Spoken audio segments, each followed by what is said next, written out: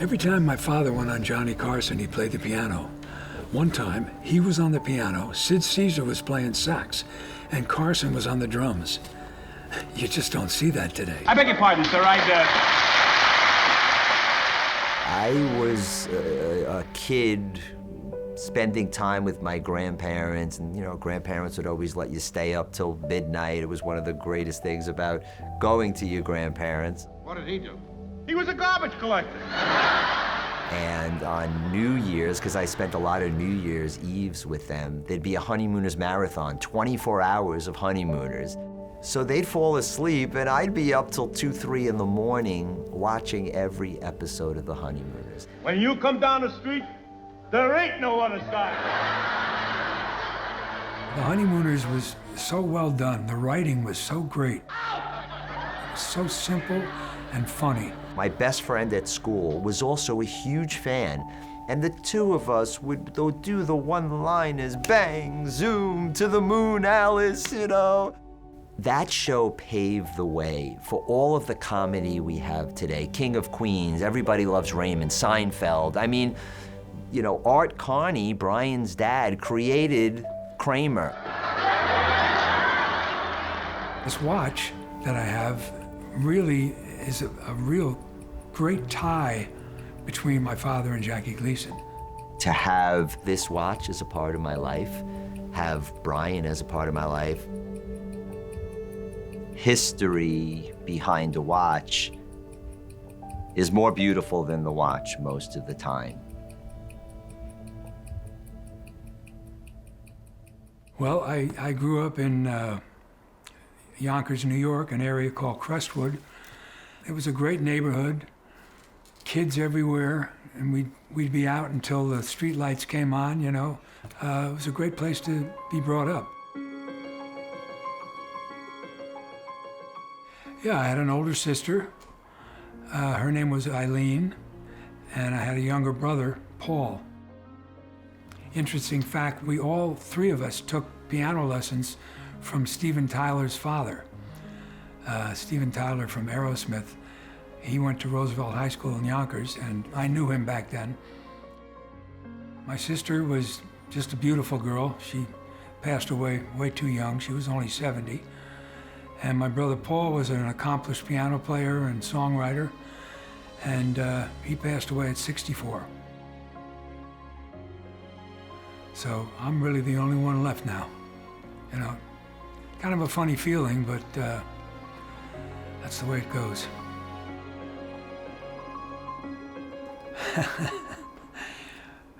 Well, my mother had a great saying. She had it put on my father's tombstone, only love lasts,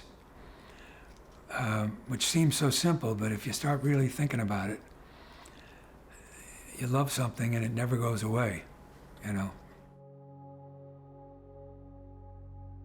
My mom's name was Jean Myers. She grew up in Mount Vernon, and so did my dad. My dad's name was Art Carney. I have been asked the question many times, which is the best refrigerator on the market today? They both went to A.B. Davis High School, and they were sweethearts, high school sweethearts. And oddly enough, they were married for 14 years or so and got divorced, remarried different people, divorced those people, and remarried each other again. I guess, the high school sweetheart thing was just hanging on. And then they were together for the rest of their lives. My mother was very special, very spiritual. She played the piano beautifully. She wrote a few really nice songs. She went to Juilliard and studied piano there. She was just a wonderful woman, very loving, very supportive.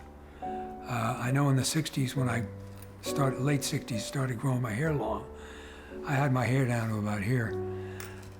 They were both very supportive of it. It was the thing. I was playing the guitar and singing, and so they were always behind me 100%. Same with my brother and my sister.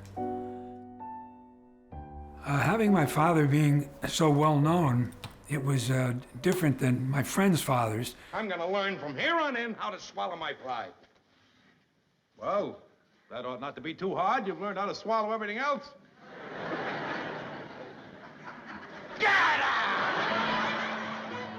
He was around most of the time.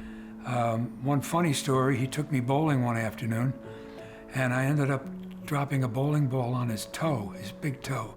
Well, I'll be buying that tonight is the night. We take that Bayonne team, we'll be the bowling champ to the whole Raccoon Lodge. And it turned out I had broken it. But he stayed there and he played a game with me, which I give him a lot of credit for. And then we went out to the car after all this drama, and he had a parking ticket. And I said, well, Dad, this is probably the last time you take me bowling, right? But he was a good father. Well, my father bought a beach house up in Westbrook, Connecticut, and we spent our summers up there. The day after school closed, we would go up there and spend the entire summer, and then Labor Day would come around and we'd come back home. It was right on the water up there. It was a perfect place for us. After my dad passed, I went up in this attic in Connecticut and found a lot of interesting things that he didn't want to put on display because he wasn't a showboat at all. As well known as he was, he didn't really like Hollywood. He liked to be up in Connecticut on the seashore, reading the newspaper, going into town and getting a quart of milk every day. Just a simple life, that's all he wanted.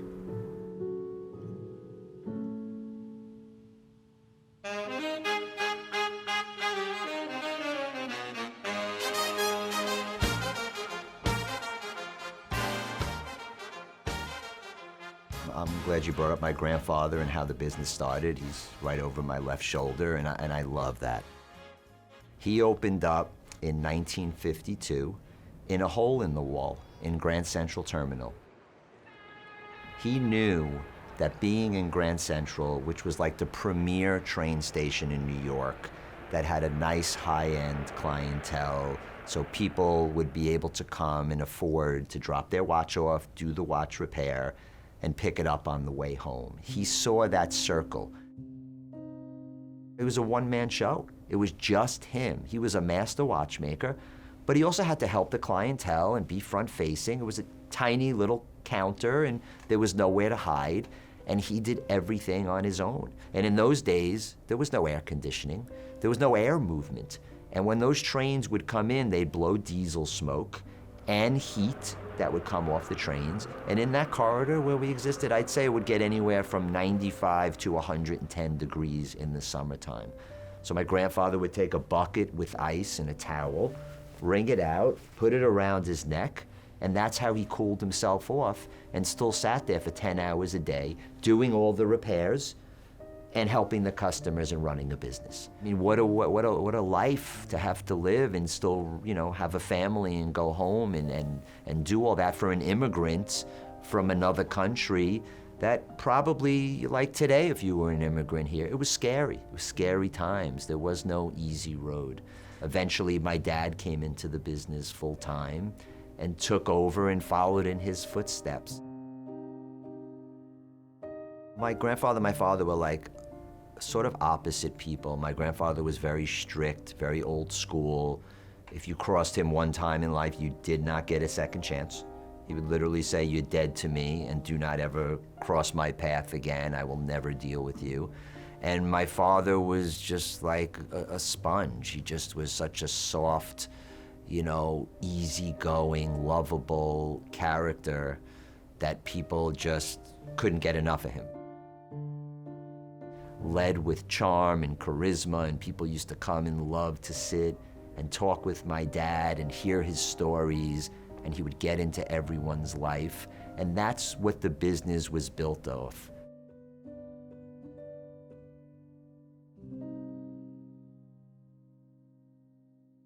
My dad's relationship with Jackie Gleason, of course, it was a good one,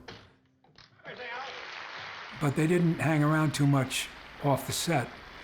They were such different personalities. Lovable big stuff home yet? Gleason was come into a restaurant and You know, he'd buy the whole bar a drink or something, or make a big entrance. My father would get a table in the corner somewhere, facing the corner, because he just was shy like that. He had no idea, honestly, how well known he was. That was part of his appeal, too. Because when people come up to him, like even a kid 20 years old, he'd go, "How does that kid know who I am? I mean, that's crazy." I go, "Dad, you're famous. You know, come on, get it through your head." He goes, "Ah."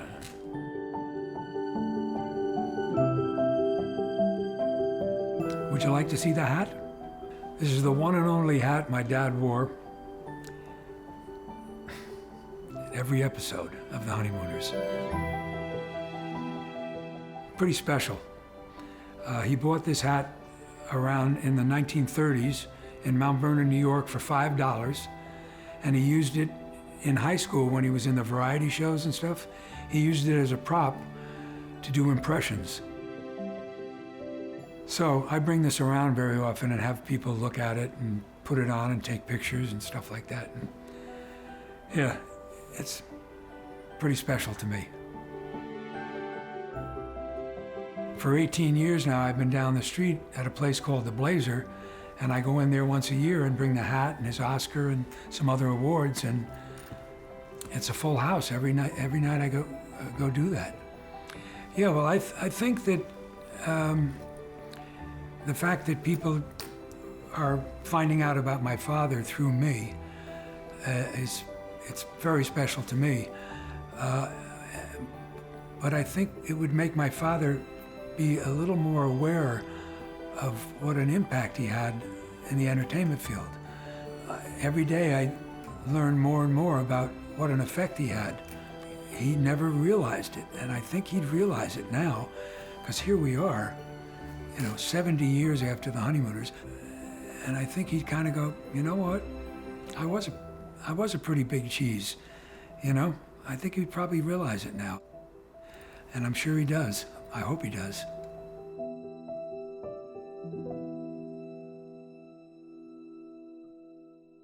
Started off, wanted to be a baseball player, and then I got to the majors in Little League, and then I learned I was not going to be a baseball player. After that, I had a mind for business. I really loved investing in stocks. Two of my best friends became stockbrokers. But before that happened, I said, you know what?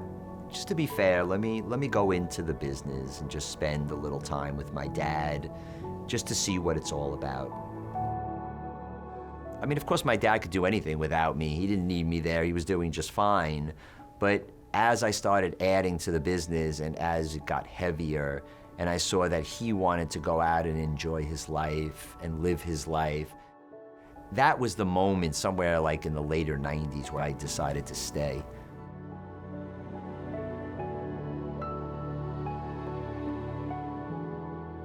It was two very different, ways that I was trained, because my grandfather, knowing I was taking over the business, spoke to me a lot on the phone. He lived in California, but he would always tell me, "Stephen, you don't show too much, you don't be a show-off, you don't spend too much money, you don't waste, you don't this."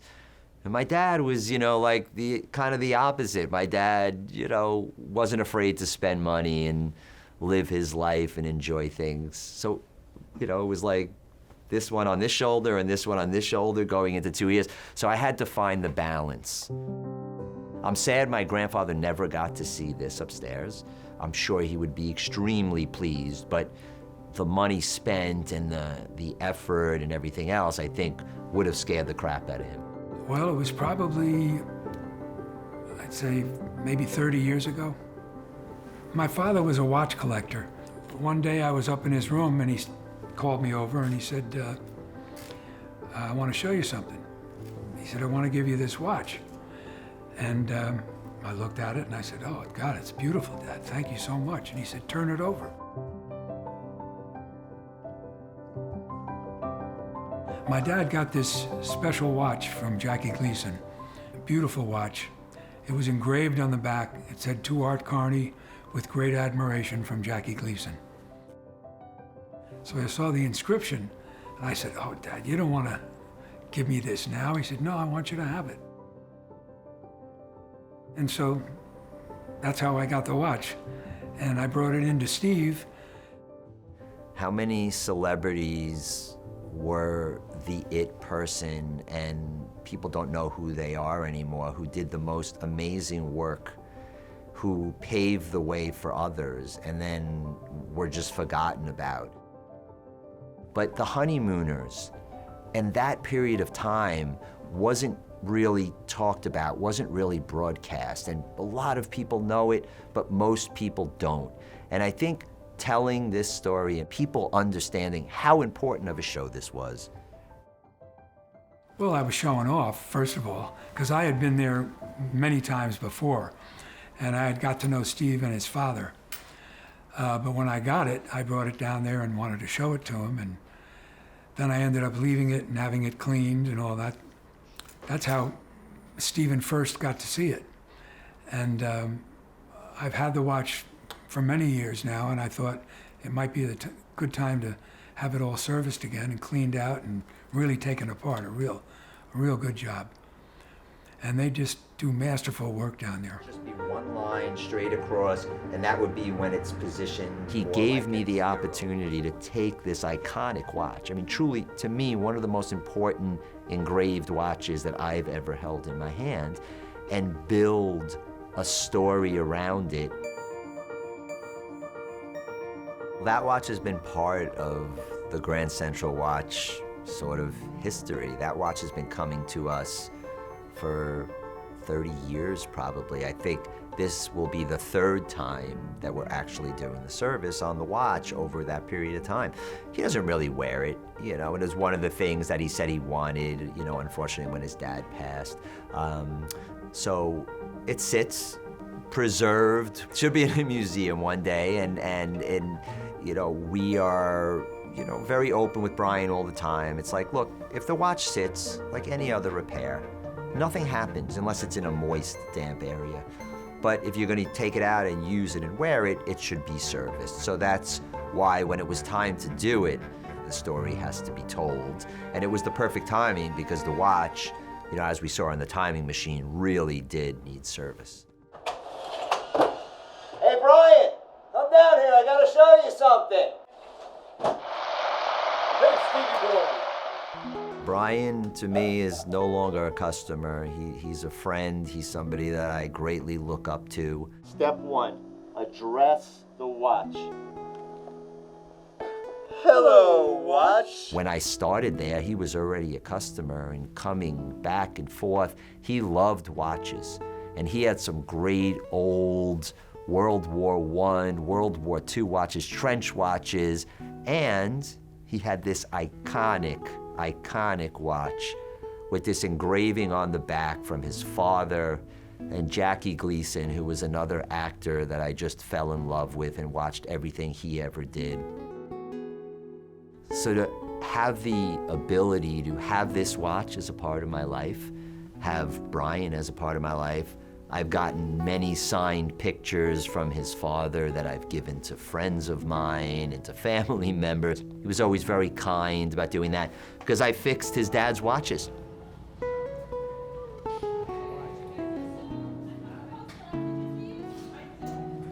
The story is so important because none of us want to be forgotten. His memory is always alive, and having his memory alive brings back my whole family to me. So it's a connection I make almost every day. To me, there are things of such beauty out there, and if you go back before wristwatches to pocket watches, they made so many items with enamel, porcelain, hand carvings, different colored golds. I mean, true art. And even when you opened up and saw the movement, the finishings on the wheels and the bridges that were all hand done before everything was machined and mass produced. And it's more beautiful than anything you will ever see today. It's a funny thing to say what makes a watch special, what makes a watch beautiful. It has to be the story, because if not, there's just examples that you could pull all over the place of something that's just purely beautiful. Famous writers, I had Edgar Allan Poe's pocket watch in my hands. I had the guys from Apollo 14. All the astronauts on that all had their inscriptions on the back of a watch that came through my hands. I had the James Bond watch, the Submariner that was used in A Spy Who Loved Me, I believe was the movie, and the actual one that like you pulled the string out of to explode a door and turn the bezel to protect yourself from the radium in the room. Those to me are just priceless items. Every day is probably 5 times or more where someone said, this is a family heirloom and I'm entrusting it with you because you've been here since the beginning of time. Obviously, Wilson and the team in that room there, like some of those watchmakers, those guys have been with me for 10 years plus. And Wilson, even though he's only here maybe 4 years now, he put such a fingerprint on this business. How long have you been doing this for? Since I was 12 years old, and I'm almost 52. And I went to Switzerland to study with the best ones, Germany, Holland, so I learned with the best ones. And you know, just teaching me, there's something to learn every day. In this industry, every day I learn something new, and that's one of the most amazing things also. You get out of bed every morning, you don't get bored when you're here. The day flies by. It's like, my dad always made a joke. I never really got it. He said, you know, you're like a judge. You're always giving out time, you know, is how people would refer to my dad. And it is kind of true. We hand out watches all day long. We're giving out time, but we never have enough time. Well, when I had the operations on my vocal cords, it was a little scary for me because I wasn't sure what I was going to do. And then I started watching TV commercials, and I thought, Jesus, at the time I had blonde hair. I had hair, let's just say. So I took a class and started doing on-camera commercials. The low-price revolution is on. Because now, more than ever, I can't afford to take chances. It'll get this dirty laundry deep down clean. When it comes to your family's good health, there's one thing about having an IRA from BB&T. You'll age well. And I did that for about 10 years. And after 10 years, I had some people ask me about my voice and would I like to do voiceovers, and I wasn't really aware of what that was. They said, you know, announcer stuff or character voices or whatever, and I said, I'd love to try it. Miller High Life, brewed to be smooth, never bitter. National Geographic Explorer Weekend. You've always known exactly what to expect from a video game system. We've even been to the moon. I ended up doing that for 20 years. So after 30 years in the business, I ended up doing both. And I had a big campaign for Geico where I played the Geico boss. Is this your phone? Yeah, of course. But where do you put, I mean, how do you carry? Here you go. Thanks. No, I got it, sir. That was a real good gig. Got me through my divorce. Hey, that's great. Well, some of the funny stuff, sometimes I was cast in commercials as a voice of something. Like I did a commercial for this air duct cleaning service down south. And so I had to talk like this. Yeah, you gotta clean your gutter. You gotta clean your air ducts every year because it'll bring on allergies and this and that. So things like that you never forget. Also doing commercials, it was exciting to sometimes meet celebrities. I worked once with Wayne Gretzky and James Earl Jones. I got to meet. He was just the voice to meet. I am your father. It was so exciting when he talked to you. You just thought you were in a movie or something. One time it was kind of exciting. I did a commercial for a power company, and they were telling customers how to avoid being electrocuted, because if you do get electrocuted, It can carry the same impact as being hit by a speeding truck. and as I say that line, they had a semi-truck come within about 4 feet of me, just full speed ahead. And after it passed, I just look into the camera and I go. Did you nail it in one take? Did you not flinch? I probably flinched the first take, but we did a couple of takes, yeah. Yeah, that was fun. As far as my retirement from the business, 50 years, first of all, is a lot of years.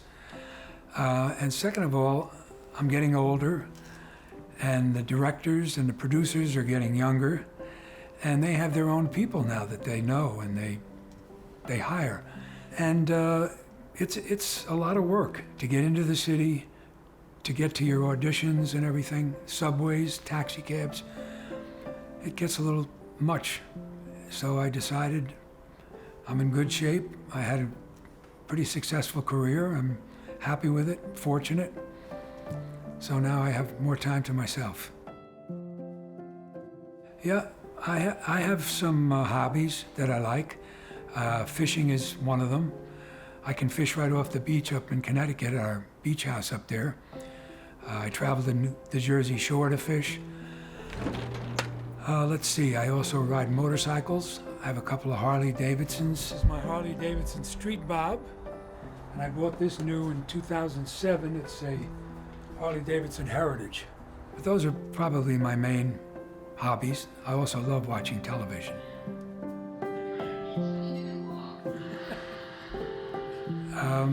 As far as memories go for my kids and my grandkids, I think we've done a pretty good job with our kids. Our grandkids, that's kind of out of our hands, but I hope that my daughters teach them, first of all, to always tell the truth. That's most important, in my opinion. And it's okay to make mistakes. You can make a mistake and learn from it, you know. Don't get disappointed by it. Don't give up because of it. And treat people like you'd like to be treated. You know, kind of the old standbys. That's why they're standbys, is because they're so good. And to love each other. Only love lasts.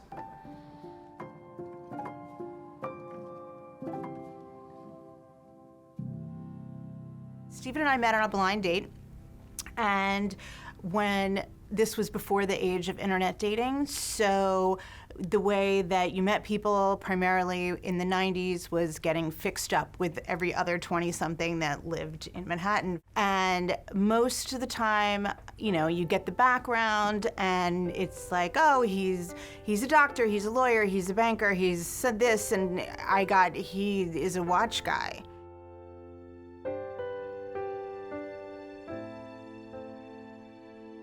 And then we went out, we had an amazing time, and I was coming to visit him at work, and he was describing the location of the store to me. And he was like, well, you go down this hallway, and then it's in the wall. And I'm like, that doesn't make any sense, right? He's like, no, you'll understand when you get here. There's not a door, it's like in the wall. I'm in the wall. But once I got there, I realized that before I met him, the New York Times magazine had done like a sort of like a Humans of New York type of story about the store and their family, and I didn't make the connection between him and that article until I walked up to the store and I saw this quirky, weird counter thing, and I was like, oh my God, I know who you are. Like, I know what this place is.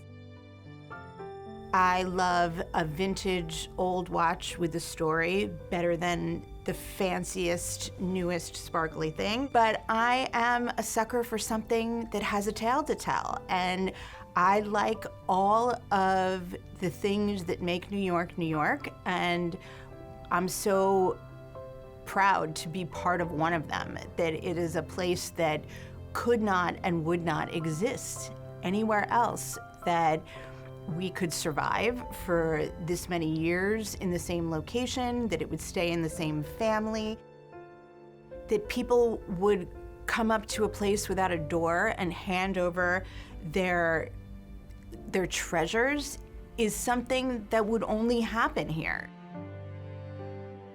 It's just this priceless little capsule of New York life.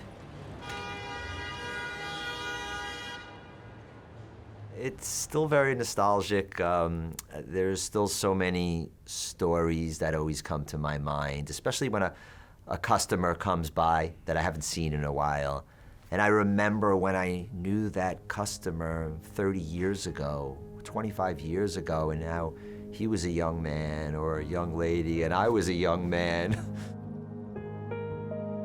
The history that we had together, the stories we told one another, and then just the evolving times that happened in the world and how so many things have changed. And somehow this vision that my grandfather Max had to open this watch repair place in Grand Central, it still survived. And we lived through so many highs and lows. And that's why when I come to that store, and I always call it the store all the time, it's unbelievable how we existed and how we built what we have today, because there were so many different circumstances where it could have all just ended. You know, I feel very, honored to have carried the family legacy, and that's the truth, because, I'm a sentimental guy, deep down inside. And so, and all the stories of sentimental repairs and sentimental watches, it's just all tied together. And it started in '52 with my grandfather, and it still continues on today. We are constantly being greeted with the shoebox saying, what is it? How much is it worth? Where to come from? And it dawned on me how heartbreaking it was that I couldn't tell you the most important thing about that box. I don't know who had it first. I don't know why your family saved it. I know this watch came from Russia 100 years ago. But I do know, as a child of an immigrant family, when you immigrate to another country, what you take is the absolute necessities, the things that mean the most. So it must have meant a great deal to someone. Having this kind of access, I thought if this were my thing, I would want to see this part so that people could really appreciate what that is. We created this box with the book where the watch would go in, so that when it's time to give this to the next generation of people, those people know the lineage of this watch. They know the story that it tells, because watches are different than jewelry because they are alive. They have a life force in them, because not only do they tell time and they organize time, they propel you. They tell you, get going, stop here, wait for this. They dictate how you live your life, which is an entirely different thing than something that's just ornamental. So it connects you to people that lived with these watches in a way that's completely unique to a watch, unlike any other heirloom. Like, I wonder what time he went to work. Like these little nuances of your life that your watch has a great deal to do with. So I really wanted to translate that so that when you get an heirloom, it tells you something about your family. The final product. Beautiful. Really excited to share this with you. I know this was a lot of discussions and many years of us working together.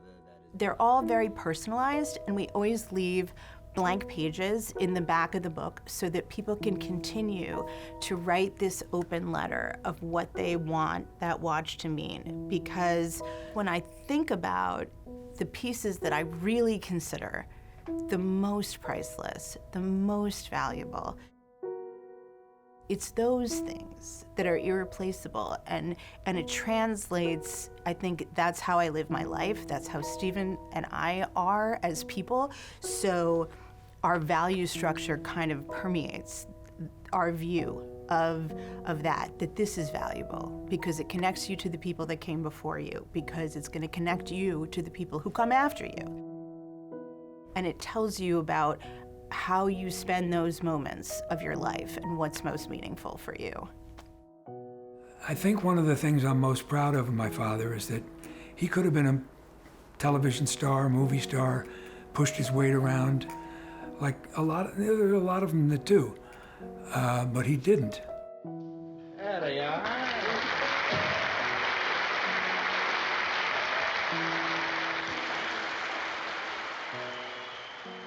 His humility was beyond anybody that I know for a person in his position. He was always there to sign an autograph or something, and then he'd say, "What are these people? What are they doing? What is that?" I said, "Dad, they don't want my autograph."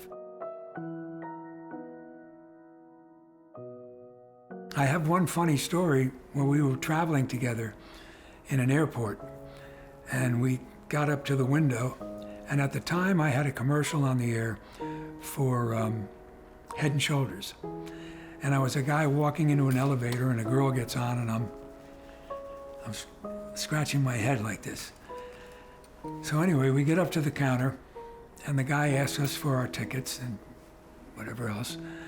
And he looked at me and he went, "I know you. You're the guy on the Head and Shoulder commercials, right?" And I went, "Yeah, I am. Yeah."